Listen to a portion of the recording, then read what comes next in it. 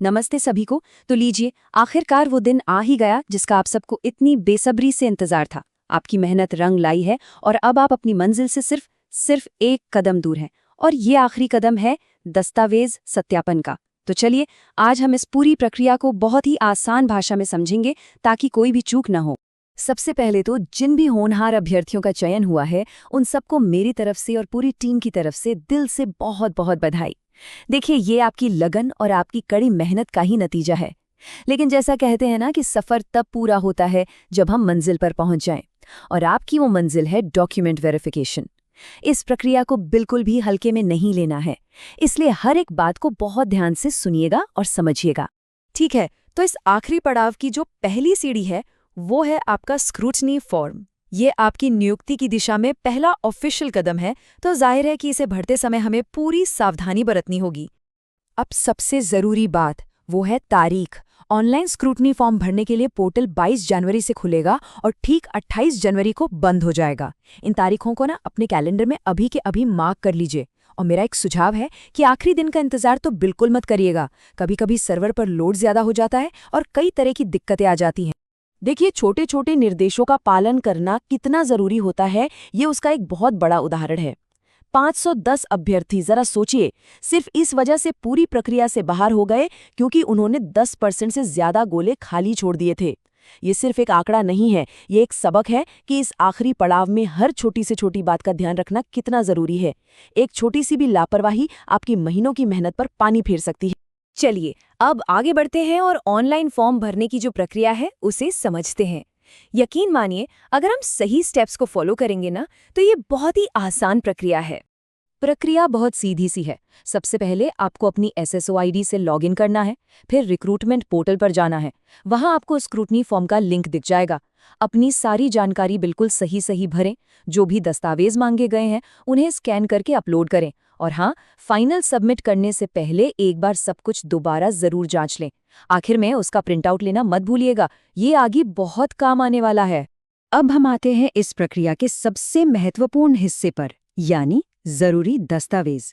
मेरा अनुभव ये कहता है कि ऑनलाइन फॉर्म भरने से पहले ही इस चेकलिस्ट के हिसाब से अपने सारे दस्तावेज एक फाइल में तैयार करके रख लें। इससे आपकी आधी चिंता तो वहीं खत्म हो जाएगी और पूरी प्रक्रिया बहुत आसान लगेगी।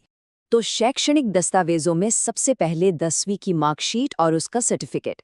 ये आपकी जन्मतिथि का सबसे प्रामाणिक प्रमाण होता है, इसलिए ये बहुत ज़रूरी है। इसके बाद 12वीं की मार्कशीट और सर्टिफिकेट, आपकी ग्रेजुएशन के सभी वर्षों की मार्कशीट्स और आपकी डिग्री, साथ में कंप्यूटर योग्यता का जो सर्टिफिकेट है वो। और हाँ, वो वीडियो का ऑनलाइन आवेदन फॉर्म जो आपने शुरुआत में भरा था, उसकी भी एक कॉपी अपने पास ज़रूर रखें।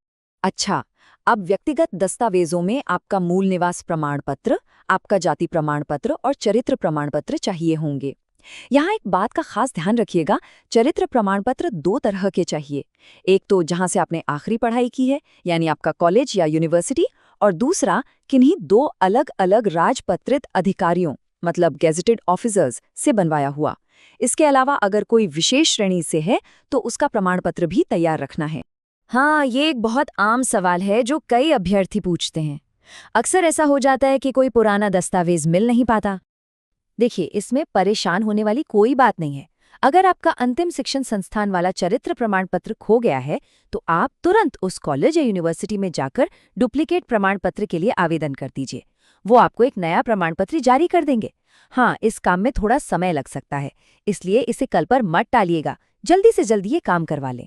अब बात करते हैं फोटो पहचान पत्र की। यहाँ आपको कोई भी 2 मान्य ID प्रूफ देने होंगे, जैसे कि Aadhaar card, voter ID, driving licence या पासपोर्ट।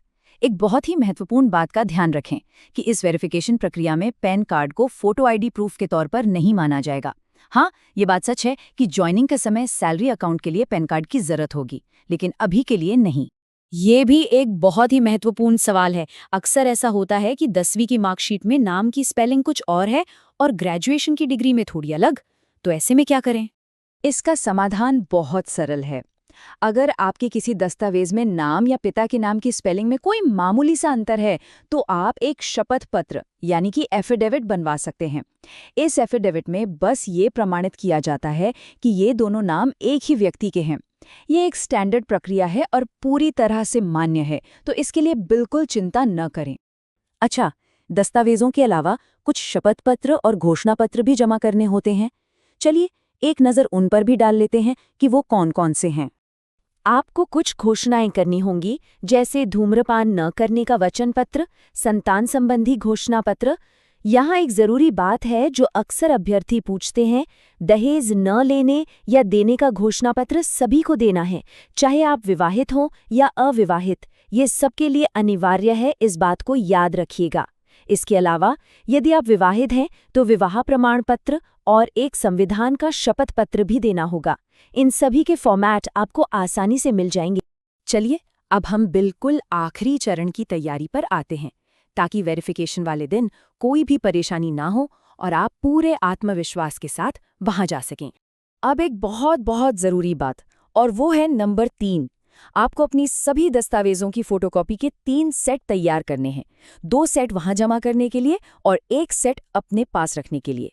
अगर आप पहले से ये तैयारी करके रखेंगे तो आखिरी समय की भागदौड़ और हड़बड़ी से बच जाएंगे। कुछ आखिरी सुझाव, अपनी सभी फोटोकॉपी पर स्वप्रमाणित यानी सेल्फ अटेस्टेड करना न भूलें। अपने सारे ओरिजिनल दस्तावेज एक अलग सुरक्षित फाइल में रखें और सभी दस्तावेजों को चेकलिस्ट के क्रम में लगा लें, ताकि वहां आपको उन्हें ढूंढना ना पड़े और आपका समय बचे। और सबसे ज़रूरी बात, बिल्कुल शांत रहें और पूरे आत्मविश्वास के साथ जाएं। आपने परीक्षा पास की है, ये बस एक प्रक्रिया है, इसे भी आप आसानी से पार कर लेंगे। अंत में बस यही कहूंगी कि आपने बहुत मेहनत की है और आप यहाँ तक पहुंचे हैं। ये अंतिम पड़ाव भी आप बहुत आसानी से पार कर लेंगे। तो पूरी तैयारी और पूरे आत्मविश्वास के साथ जाइए।